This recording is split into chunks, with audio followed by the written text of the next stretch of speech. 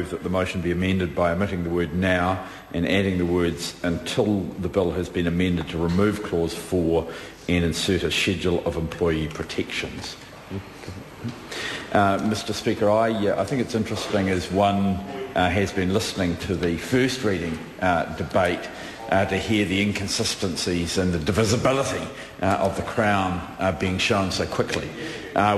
We've had from question time today and in his speech an absolute assurance to the House from the Honourable Jerry Brownlee that it was not a requirement of Warner's that this be introduced. And then we have the Acting Minister of Finance, I think the Associate Minister of Finance, Stephen Joyce, very recently telling us that it is a requirement of Warner's. Well, sir, I know this has been rapidly arranged, it's not properly organised, but those ministers cannot both be telling the truth. I'm not going to accuse either of them of lying, but both of them are fixed with knowledge, both of them know what the facts are, both of them have been involved in the negotiations, and what they said was diametrically 180 degrees opposed. So, Mr Speaker, I think probably that is a symbol of the disorganisation that we've seen from the part of the government on this over a long period of time, over at least 2 years.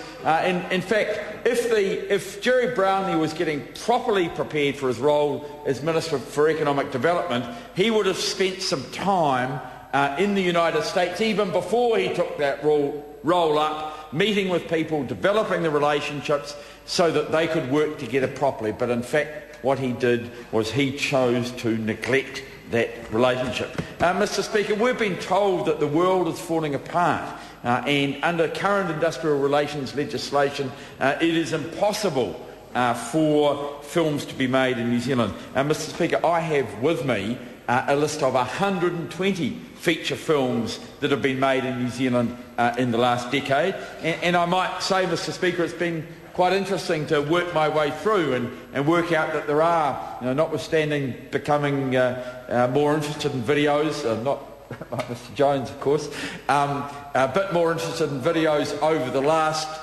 couple of years. As I've had more time to look at them, there are still quite a few New Zealand videos of feature-length movies that I am yet to see. But the point that I'm making, Mr Speaker, is that those movies have been made. They've been made and the system works and, Mr Speaker, that shows that there is no need for this legislation.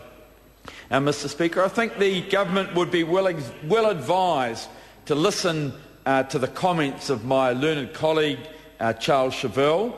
Mr Chauvel, who has a lot of experience working in an area very, very close to this, and someone who is who has looked at these issues carefully, and in fact I don't think it's revealing too much to say that he has been doing some policy work on behalf of the Labour Party on the whole question of dependent and independent contractors and the way that lines should be drawn in that particular area. And Mr Speaker, what we have heard from Mr Chauvel on the first reading, and we will hear more of as we work our way through the legislation, is the fact that the government's intention with regard to this bill will not be achieved by it. Now, some of that will be more a debate for the committee stages, and I'm pleased, Mr Speaker, at your earlier ruling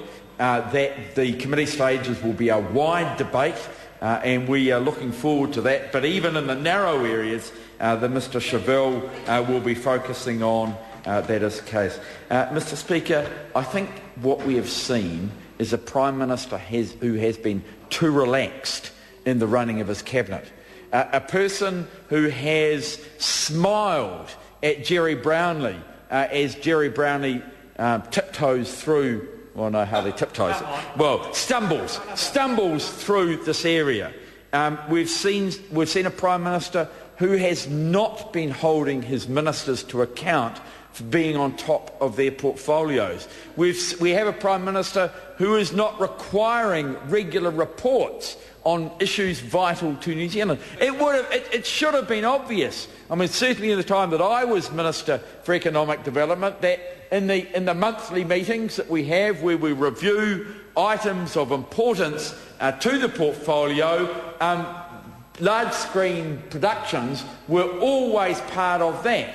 And we stayed across them, we stayed on top of them. We worked out whether there were any issues emerging, whether phone calls needed to be made, whether people needed to be invited to New Zealand, whether we needed to spend some time in the United States, whether our Consul General in Los Angeles should make some phone calls or do some visits, and when a minister should be involved. It is just the ordinary stuff of the organisation of proper cabinet government. It is part of the organisation of the executive. It is part of the role of the Prime Minister to ensure that the basic work of government occurs. And what we have seen with the approach of this Prime Minister is that he actually is not on top of that part of the job. This Prime Minister does very well on photo opportunities.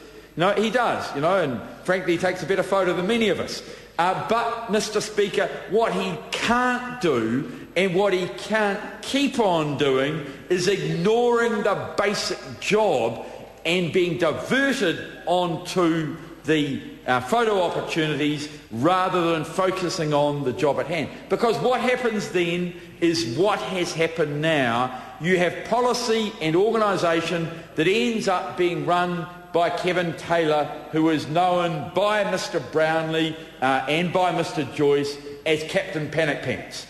What we do is we get Captain Panic Pants, Mr Kevin Taylor running the show, and out of that we get policy and expenditure which is totally unnecessary.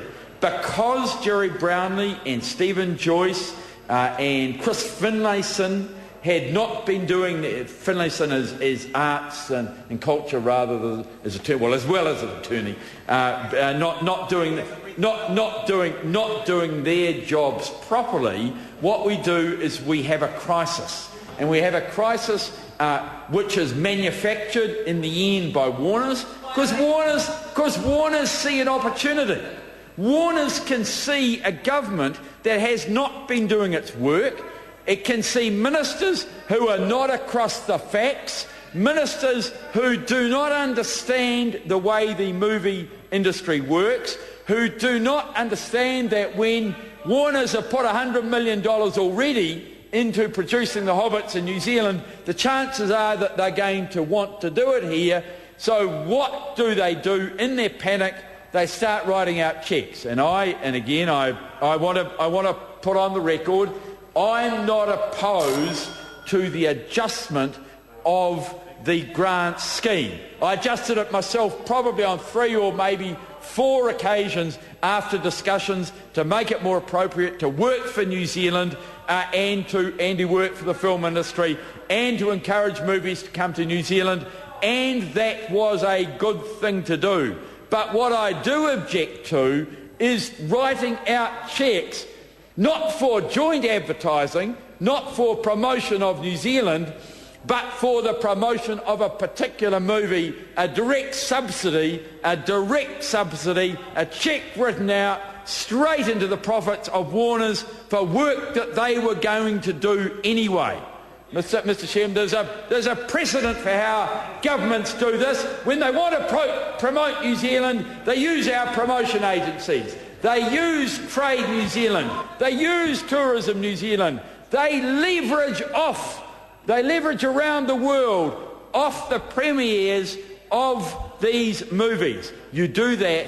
You don't, it's an inappropriate, absolutely inappropriate, Mr Speaker, to do what the government has been doing, and that is that they have been throwing cash that we don't have a lot of, according to Bill English, throwing it at people, not because it's necessary, not because it makes a difference, but they're doing it, Mr Speaker, because the government was not prepared to do the work that they should have done and the government was caught with their pants down. John Key was caught